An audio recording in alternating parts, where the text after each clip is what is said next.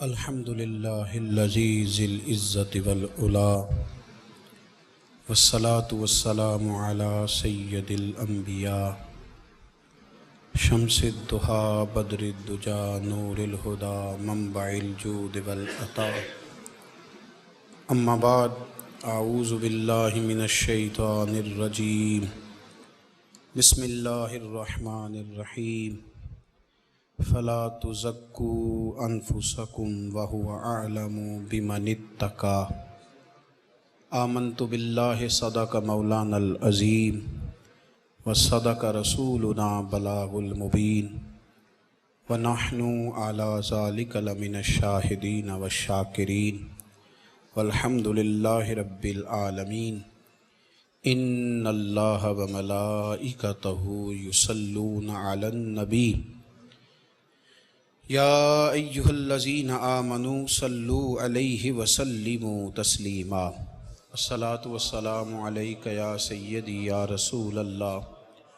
وعلی آلک واصحابک یا سیدی یا حبیب اللہ الصلاۃ والسلام علیک یا سیدی یا نبی اللہ وعلی آلک واصحابک یا حبیب اللہ اللہم صلی علی سیدنا و مولانا محمد معدن الجود والکرم وعلی آلہ وصحبہ وبارک وسلم۔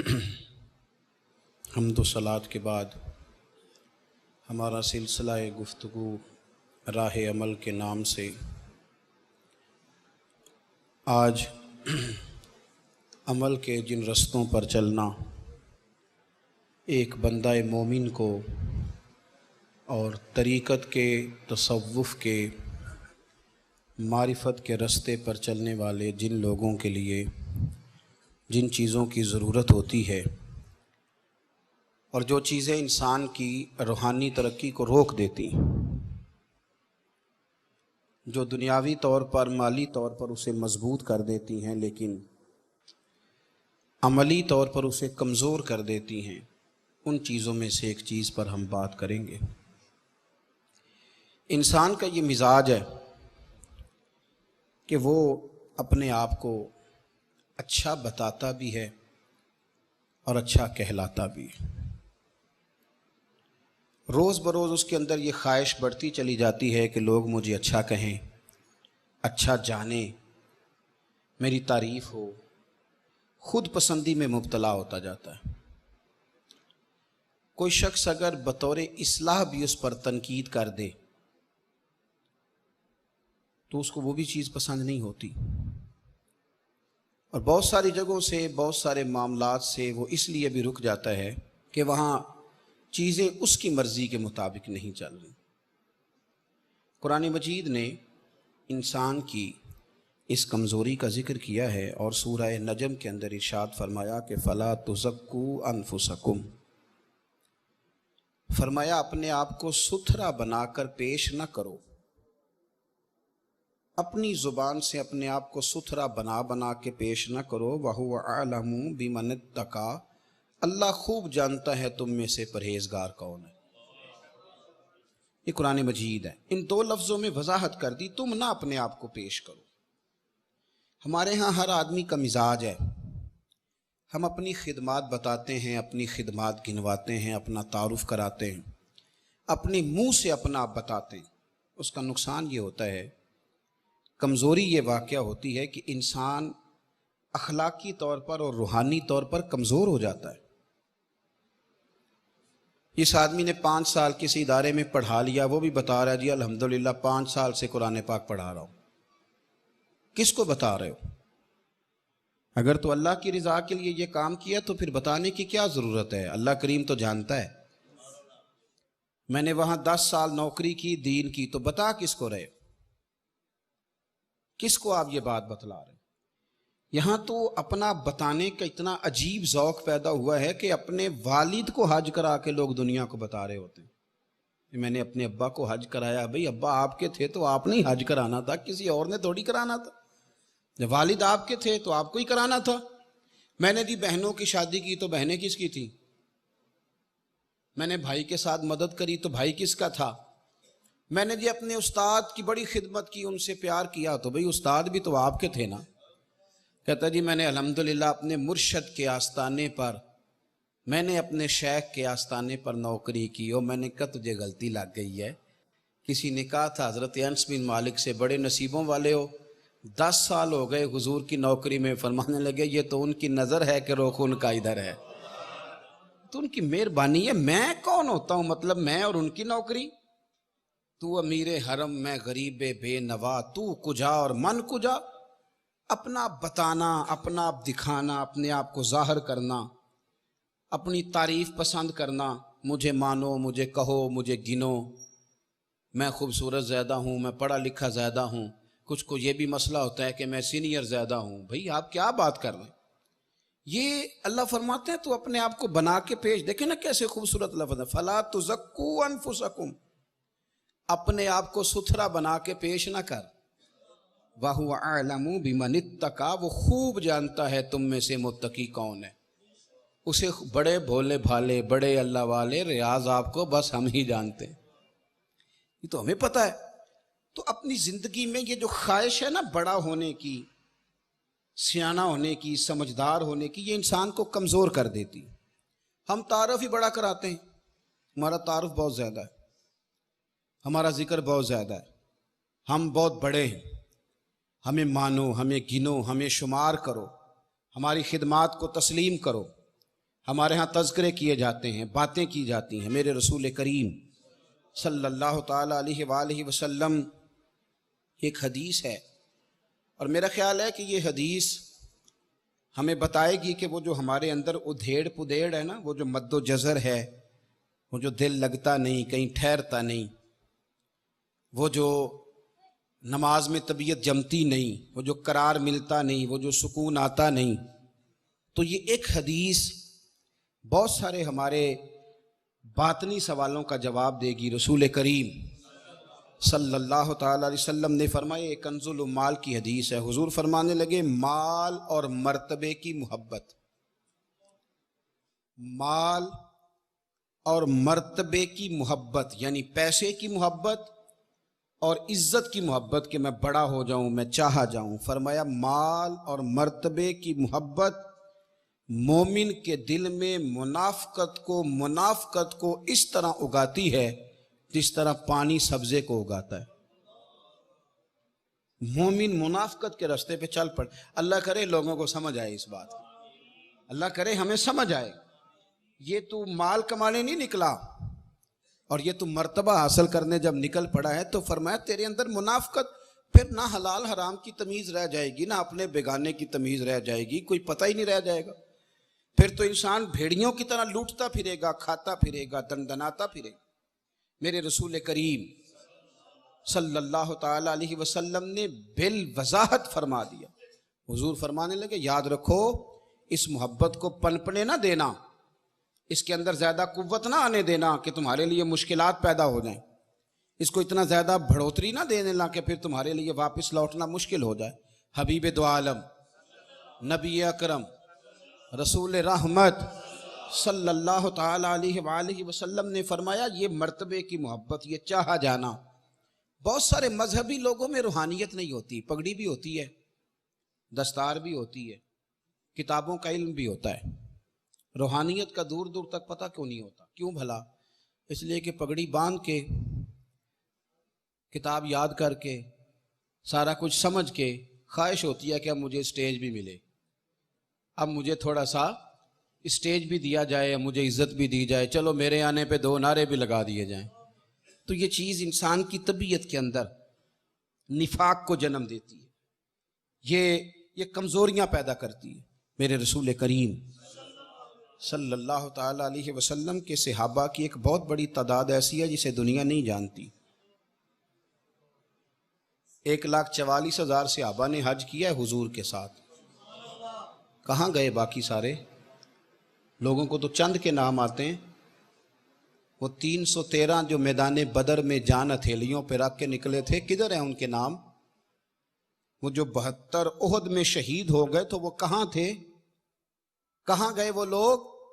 اور میاں اگر وہ بھی اس چکر میں ہوتے کہ پہلے میری تختی لگاؤ، پہلے مجھے سینئر مانو، پہلے مجھے بڑا جانو، پہلے میرا اقرار کرو، پہلے مجھے کوئی گولڈ میڈل دو، تمغہ حسن کارکردگی دو، تو پھر تو کام رہ گیا تھا۔ انہوں نے کوئی ایسی چیز طلب نہیں کی، ان کی طلب اتنی تھی کہ یا اللہ راضی ہو جائے یا اللہ کے رسول راضی ہو جائے۔ یہ خود پسندیاں، یہ چاہا جانا، یہ مرتبہ، اٹھ بلیا چلو تھے وسیے، او جتھے وس دینی سارے ینے، نہ کوئی ساڈی ذات پچھانے نہ کوئی سانو مننے۔ یہ کیا الجھاؤ ہوا؟ مجھے بھی گن لو، مجھے بھی شمار کر لو، ذرا میرا بھی نام لے لینا، میرا بھی۔ مذہبی محافل میں ہم جاتے ہیں نا تو ایک رکا لکھ کے دیا جاتا ہے، یہ فلاں پیر صاحب کی صدارت ہے، فلاں سیٹھ صاحب کی نگرانی ہے، فلاں چودھری صاحب مہمان خصوصی ہیں۔ میں بھی ایک جگہ گیا تھا تو میرے ہاتھ میں لسٹ تھمائی، میں نے کہا تم نے تو مجھے وہاں کہا تھا کہ نبی پاک کی تعریف کرنی ہے۔ اس وقت تو یہ طے ہوا تھا کہ حضور کی تعریف کرنی ہے، اور یہاں اس کی بھی کرو تو اس کی بھی کرو تو اس کی بھی کرو۔ نہ مہربانی فرمائیں، چکروں سے باہر آئیں، اپنے آپ کو چاہنا، میرا بھی نام، میرا بھی تذکرہ، مجھے بھی پوچھ لو۔ میرے رسول کریم سید عالم صلی اللہ تعالی علیہ وسلم نے فرمایا، دو بھوکے بھیڑیے، ذرا حضور کے الفاظ پر غور کریں، فرمایا دو بھوکے بھیڑیا تو ویسے بھی بڑا خطرناک ہوتا ہے، اور اگر بھوکا ہو تو دو بھوکے بھیڑیے، حضور فرمانے لگے بکریوں کے ریوڑ میں چھوڑ دیے جائیں تو اتنی تباہی نہیں مچاتے جتنی تباہی مال کی اور عزت اور آبرو کی خواہش بندہ مومن کے دل میں تباہی مچا دیتی۔ اللہ کرے سمجھ آئے ہمیں۔ فرمایا بھیڑیے وہ بھی بھوکے اور روکنے والا بھی کوئی نہیں، بکریوں کے ریوڑ میں چھوڑ دو تو اتنی تباہی نہیں کرتے، اتنی تباہی مال کی محبت اور چاہا جانے کی محبت، کہ مجھے بڑا مانو، مجھے چاہو، میری عزت کرو، میرا نام لو، میرا مرتبہ لو، مجھے پوچھو۔ یہ چیزیں دل کو تباہ کر دیتی، ہمیں پتہ ہی نہیں ہوتا، ہمارا باطن اجڑ چکا ہوتا ہے۔ ہم نے بڑے صاف ستھرے کپڑے پہنے ہوتے ہیں، بڑی شاندار ویسٹ کوٹ سجائی ہوتی، لیکن ہمیں پتہ ہی نہیں کہ اندر سے تو خالی ہو چکے۔ ہمارے کپڑوں کو جیبیں بڑی لگی ہوتی ہیں، پر جیبوں میں 4 سکے ہو سکتا ہوں، پر باطن میں روشنی کوئی نہیں ہوتی، اندر بالکل خالی ہوتا ہے، اندر تباہی، اس لیے کہ ہماری خواہش ہی بڑی ہے، ہمارا تذکرہ ہی بڑا ہے۔ وہ ایک معمولی آدمی میری طرح کا، اچھے علماء کی بزرگوں کی بات نہیں کرتا، معمولی آدمی مسجد میں بچے پڑھاتا ہے صبح ناظرے کے، میری طرح کا، وہ بھی بتاتا ہے کہ جب میں نہیں تھا نا ادھر تو اس وقت 30 بچے تھے، جب سے میں آئے وسیع ہو گئے۔ تو میں کہتا ہوں کس کو بتا رہے ہو؟ یعنی جس بندے نے اپنے والد کے لیے 15 قرآن پاک پڑھا لیے، حالانکہ اس میں سے اس نے خود ایک بھی نہیں پڑھا، وہ بھی یہ سال ثواب کی تقریب میں اعلان کرا رہا ہے کہ میرے ابا جی کے لیے 15 قرآن پاک، 1500 قرآن پاک جمع ہوا ہے۔ صاحب یہ دنیا کو بتانے کی چیزیں، اظہار کس بات کا، تذکرہ کس بات کا، نام کس بات کا؟ یہ ان چیزوں سے باہر آئیں۔ میرے رسول کریم سید عالم صلی اللہ تعالی علیہ وسلم نے ارشاد فرمایا کچھ لوگ ایسے ہوتے ہیں کہ ان کے کپڑے غبار آلود ہوتے ہیں، ان کے بالوں پہ مٹی پڑی ہوتی ہے، رب اشغذ اغبر، فرمایا ان کی حالت پرا گندہ ہوتی ہے، لیکن فرمایا لو اقسم علی اللہ لا ابرا، لوگ انہیں اپنے دروازوں سے دھتکار دیتے ہیں۔ پر یہ صحیح مسلم کی حدیث ہے، حضور فرماتے ہیں ان کی شان یہ ہے، کپڑوں پہ مٹی ہے، بالوں پہ گرد ہے، لوگ پاس نہیں بٹھاتے، پر ان کی شان یہ ہے کہ اگر وہ اللہ کو قسم دے دیں تو رب ان کی قسم بھی پوری کر دیتا ہے، اس لیے کہ وہ مخلص لوگ ہیں، وہ کسی کو 2 وقت روٹی کھلا کے 200 جگہ بتانے والے نہیں، وہ اپنا تذکرہ کرنے والے نہیں۔ اور میں آپ کو زندگی میں ایک تجربے کی بات بتاتا ہوں، جو اپنے آپ کو اللہ کے حضور جھکاتا جاتا ہے، رب اسے عزتیں دیتا جاتا ہے۔ یہ عاجزی لفظوں سے نہیں ہوتی کہ میں تو فقیر آدمی ہوں، میں تو درویش آدمی ہوں، میں تو بڑا سادہ ہوں۔ بڑے اس طرح کے درویش دیکھیں جن کے لفظوں میں درویشی ہوتی ہے، مزاج میں تکبر ہوتا ہے، اور کچھ لوگ ایسے ہیں جو کپڑے بھی ستھرے پہنتے ہیں، پگڑی کا شملہ بھی اونچا رکھتے ہیں، لیکن اگر کبھی اپنی گردن جھکا کے دیکھیں تو وہ کہتے ہیں نا بھائی میں بدکار پرانا خادم، میں بدکار۔ ان کا یہ خیال ہوتا ہے، ان کی یہ سوچ ہوتی ہے، کسی جگہ بھی وہ اپنے اندر کسی جگہ کوئی عجب، کوئی تکبر، کوئی خود پسندی پیدا نہیں ہونے دیتے۔ میرے رسول کریم صلی اللہ تعالی علیہ وآلہ وسلم ارشاد فرمانے لگے کہ میری امت میں بعض لوگ ایسے بھی ہیں کہ اگر تم میں سے ایک درہم یا ایک پیسہ مانگے، تم میں سے کسی سے وہ ایک درہم یا ایک پیسہ مانگے تو تم دو گے بھی نہیں، تم نہیں دو گے۔ بندے اس طرح کے ہیں۔ اور فرمایا اگر وہ اللہ سے جنت کا سوال کریں تو اللہ جنت انہیں فوراً دے دے گا۔ اب میں یہاں رک گیا، جب میں نے یہ حدیث پڑھی نا، یہ طبرانی کی حدیث ہے، میں نے جب یہ حدیث پڑھی تو میں رک گیا، میں نے کہا یہ کیا بات ہو کہ اگر وہ مانگے، وہ اتنے بے نیاز ہیں کہ جنت بھی نہیں مانگ رہے۔ حضور فرمانے لگے اگر وہ، اللہ کرے میں سمجھاؤں سکوں بات آپ کو، حضور فرمانے لگے میری امت میں بعض لوگ ایسے بھی ہیں کہ اگر تم میں سے کسی سے ایک درہم یا ایک پیسہ مانگے تو تم نہ دو، لیکن اگر وہ اللہ سے جنت مانگے تو اللہ فوراً عطا فرما دے۔ اس کا مطلب ہے کہ وہ بڑے بے نیاز ہیں، بڑے بے نیاز ہیں۔ وہ حضرت رابعہ بصریہ کہتی تھی نا، میں جنت کے لیے نمازیں نہیں پڑھتی، میں تو رب کی رضا کے لیے پڑھتی ہوں۔ ہاں وہ کہا تھا اقبال نے، کہنے لگے واعظ کمال ترک سے ملتی ہے یا مراد، دنیا جو چھوڑ دی ہے تو چل عقبہ بھی چھوڑ دے، چل بس کر پھر ڈائریکٹ رب کی رضا پہ آ، جنت جو دنیا جو چھوڑ دی ہے تو پھر عقبہ بھی چھوڑ دے، چلے معذرت کے ساتھ ہی صحیح، لیکن دنیا جو چھوڑ دی ہے تو پھر عقبہ بھی چھوڑ دے۔ اور میرے رسول کریم صلی اللہ علیہ وسلم نے فرمایا اگر اس سے دنیا کا سوال کریں تو انہیں نہ دے گا، اور ان سے دنیا اس لیے روکی گئی ہے، یعنی وہ دنیا اللہ کے نزدیک حقیر ہے، بس فقط دو چادروں والے اگر اللہ پر قسم کھا لیں تو اللہ ان کی قسم ضرور پوری کرتا ہے۔ فرمایا اللہ کی نظر میں اگر دنیا کی مال کی کوئی اہمیت ہوتی تو اللہ انہیں مال ضرور عطا کرتا، لیکن اللہ کی نظر میں اس مال کی کوئی حیثیت، چھپ کے، پیچھے رہ کے، پیچھے بیٹھ۔ میں کہا کرتا ہوں حضور صحابہ کی تعریفیں کرتے تھے، کبھی صحابہ نے بھی اپنی کی ہے؟ دیکھو نا، نبی پاک صلی اللہ علیہ وسلم نے فرمایا یہ میرا ابو بکر ہے، کیا خوبصورت لفظ ہے۔ حضور فرمانے لگے میں نے جس پر بھی دین پیش کیا نا اس نے دلیل مانگی۔ میرے رسول کریم صلی اللہ تعالی علیہ وآلہ وسلم نے فرمایا میں نے جس کے سامنے دین پیش کیا اس نے دلیل مانگی، یہ میرا ابو بکر ہے۔ میں نے اس کے سامنے دین پیش کیا، اس نے دلیل مانگی کوئی نہیں، اس نے دلیل مانگی کوئی نہیں، اس نے، میں نے پیش کیا، یہ فوراً کلمہ پڑھ کے مسلمان ہو گئے۔ اور حضور فرمانے لگے میں نے سب کی نیکیوں کا بدلہ دے دیا ہے، ابو بکر کا میں نے دیا نہیں، قیامت میں اس کا بازو تھام کے اللہ کی بارگاہ میں لے جاؤں اور کہوں گا یا اللہ تو ہی اسے بدلہ دے۔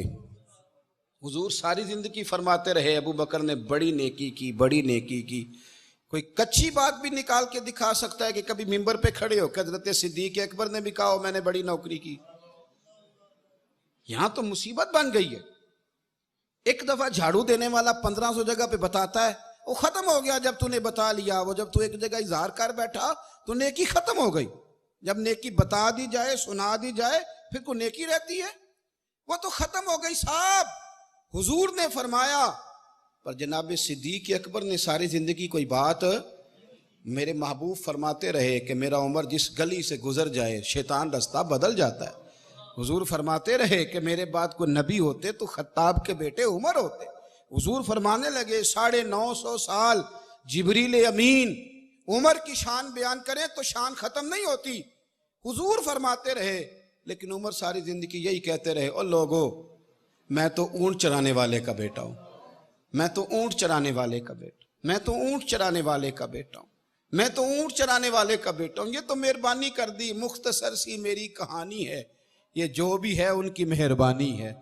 انہوں نے بھی ساری زندگی کہا میں اونٹ چرانے والے کا بیٹا، میں اونٹ چرانے والے کا بیٹا، ساری زندگی وہیں کھڑے رہے، ساری زندگی۔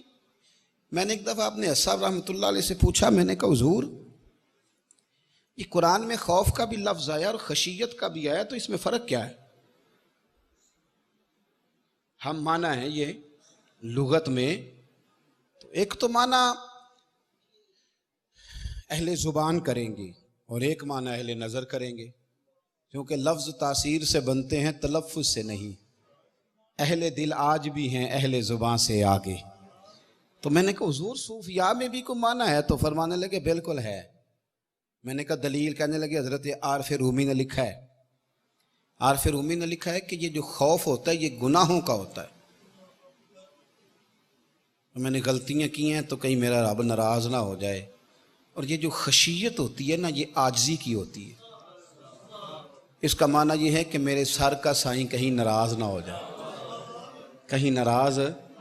حضرت رومی نے مثال دی ہے، وہ کہتے ہیں ایک بادشاہ کے پاس نا دروازے پہ ایک عورت مانگنے آئی، فقیر نہیں، بادشاہ کو پسند آ گئی،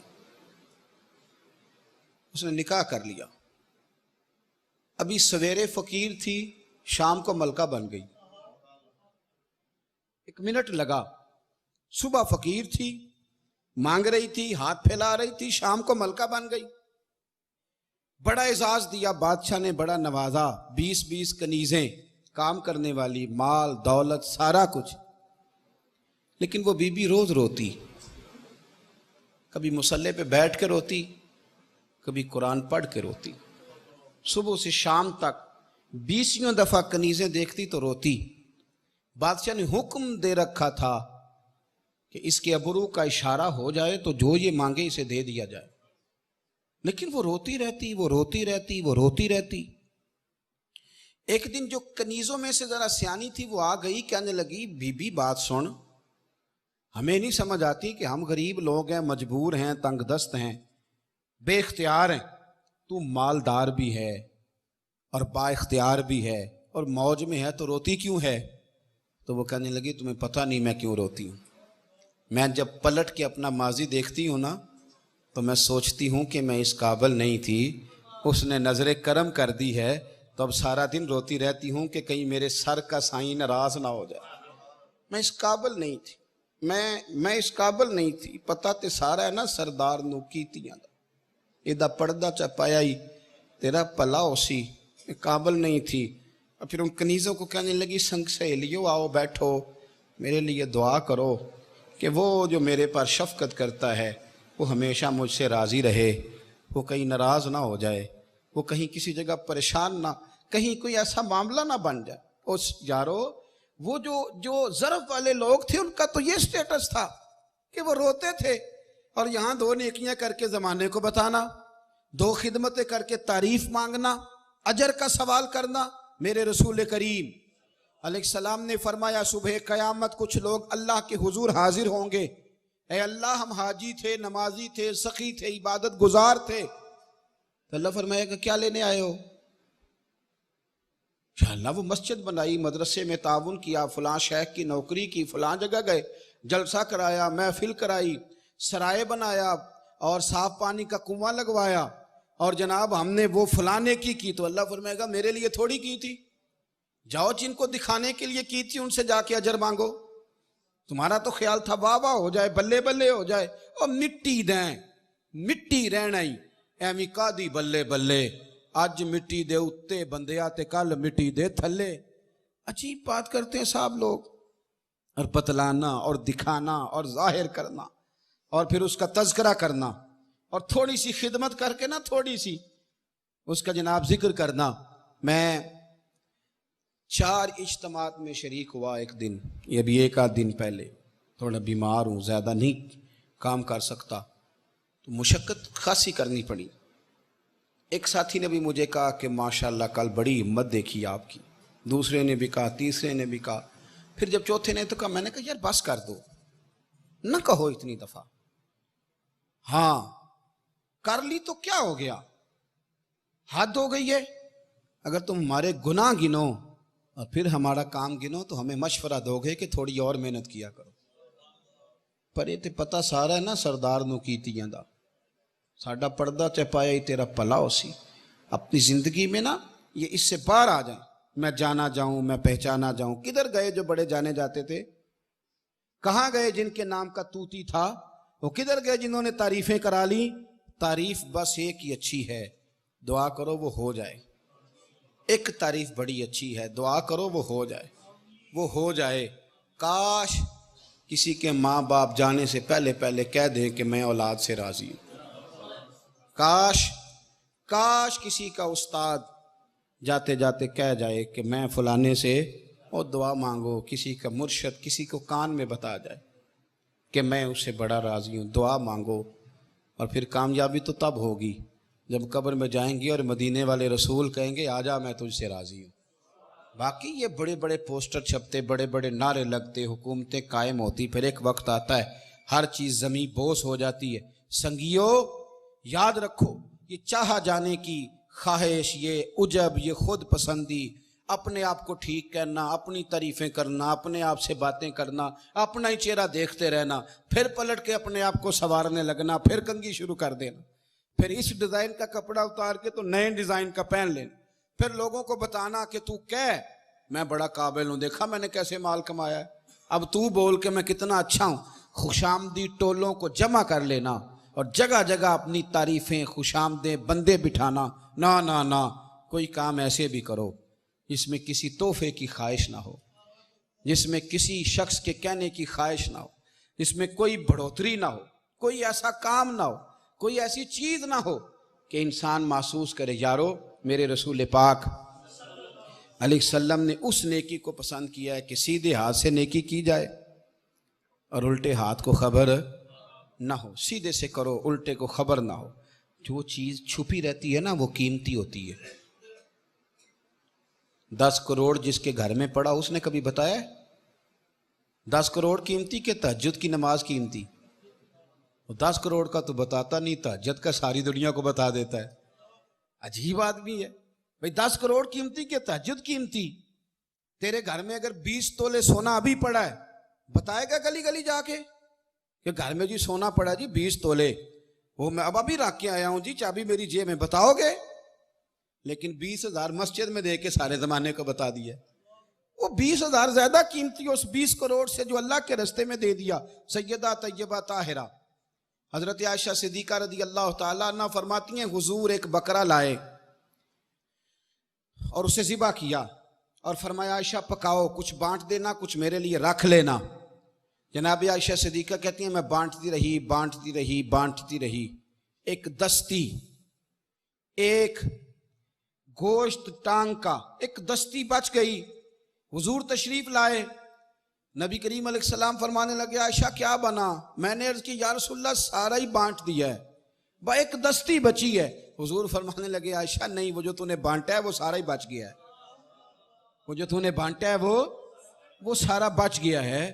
بس یہ جو دستی تو نے بچائی ہے نا، یہ اصل میں بچی، یہ ہمارے اپنے کام آئے گی، یہ نہیں بچی. بھائی آپ حفاظت کریں اپنے آپ کی، روحانیت بگڑ گئی. میں کئی دفعہ جو میرے سے پیار کرنے والے ہیں نا، کچھ علماء اور کچھ ہمارے شاگرد، میں کبھی کبھی ان سے پوچھ لیتا ہوں ادھر آؤ، نمازیں پڑھاتے ہو، تقریریں کرتے ہو، دین کا کام کرتے ہو، ادھر آؤ، یہ بتاؤ کس کے لیے نکلے ہوئے ہو؟ اگر اپنے 4-5 بچوں کو پالنے کے لیے روٹی کمانے نکلے ہو تو یہ چھوڑ دو کام، اور بڑے کام ہے دنیا میں وہ کر لو. اور اگر دنیا میں شہرت کے لیے نکلے ہو تو اس سے تو شہرت لیٹ ہوگی، کسی سیاسی پارٹی میں شامل ہو جاؤ، زیادہ مشہور ہو جاؤ. تمہیں اللہ نے منصب دیا ہے، منبر دیا ہے، مصلی دیا. خبردار، مصلی رسول اللہ کا، مصلی نبی پاک کا، اور یارو اس پر خیال کسی غیر کا. منبر رسول پاک کا، اور اس کا بیٹھ کر دل کسی اور سے جڑا ہو، اس سے بڑا بھی دھوکہ کوئی ہوگا؟ اٹھ بلیا چلو تھے وسیے جتھے وس دینی سارے انے، نہ کوئی ساڈی ذات پچھانے، نہ کوئی سانو منے. خدا را اس بات کو سمجھے، اپنے آپ کو سیدھا کرے. اور وہ اندر جو باطن کا رشتہ روز غیروں سے مضبوط ہوتا جا رہا ہے، غیروں سے، ذاتی شہرت، ذاتی معاملات، ذاتی داستانیں، کہانیاں، شہرت، ہلکا فلاں، اس سے باہر آؤ. اتنا چھوٹا نفع، اتنا چھوٹا مفاد. زندگی میں 24 گھنٹوں میں 2 گھنٹے تو ایسے نکالو جس میں بندہ نہ ہو، ہم ہو یا ہمارا رب ہو، رب کا رسول ہو، اور کوئی موجود نہ ہو. یہ جو خواہش ہے نا کہ میرا بھی نام لیا جائے، کہیں مجھے بھی کو جان لے، اس سے باہر آ جائیں. میرے رسول کریم سید عالم نور مجسم آقا دو عالم صلی اللہ تعالی علیہ وسلم کے غلاموں نے قربانیاں دی، انہوں نے ڈیوٹیاں کی. انہوں نے نہیں کہا ہمیں یاد رکھا جائے، ہمارا ذکر کیا جائے، پر میرے رسول پاک نے روز ذکر کیا، حضور نے روز تذکرے کیے. 70 لوگوں نے جان دی تھی، احد کے میدان میں، یا 72 نے شہید ہوئے تھے یارو، وہ شہید ہو گئے، جانیں دے گئے، پر پتہ ہے میرے رسول پاک نے کیا شان دی؟ انہوں نے نا ہر سال شہدائے احد کے مزاروں پہ جا کے دعا فرمائی. پھر حضرت ابو بکر بھی وہاں گئے ہر سال، پھر حضرت عمر بھی گئے.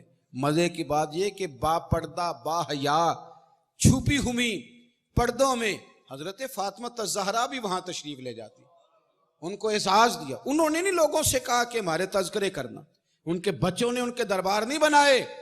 مخلص ہو کر جان دی تھی تو ساری دنیا گنبد خضرا پہ حاضری دیتی ہے. گنبد خضرا والے محبوب وہاں تشریف لے جایا کرتے تھے، ان پر رحمتیں فرماتی. اس لیے اسے باہر آئیں بحث سے، زندگی میں کچھ کریں، پتہ نہ ہو. یارو بہت سارے دنیا داروں کو دیکھا ہے جو کسی بچے کی فیس دیتے رہتے ہیں، اس بچے کو پتہ ہی نہیں ہوتا میری کون دے رہا ہے. دنیا داروں کو، دنیا دار. اور بہت سارے دین داروں کو دیکھا ہے جو 1 لاکھ روپیہ محفل میں دے کے تو پھر کہتے ہیں صدارت بھی میری کراؤ. یہ دین دار ہے. اور ایک دنیا دار ہے جو اس طرح کر رہا ہے. اس لیے فرق محسوس کریں. فرق صرف حلیے کا نہیں ہوتا، فرق تو تقوی کا ہوتا ہے، پرہیزگاری کا ہوتا ہے. اللہ کرم فرما، رحم فرما، اور اللہ ہمیں صرف زبان کا نہیں، ہمیں روح کا نیک بننے کی توفیق عطا فرما. آخر دعوانا ان الحمدللہ رب العالمین.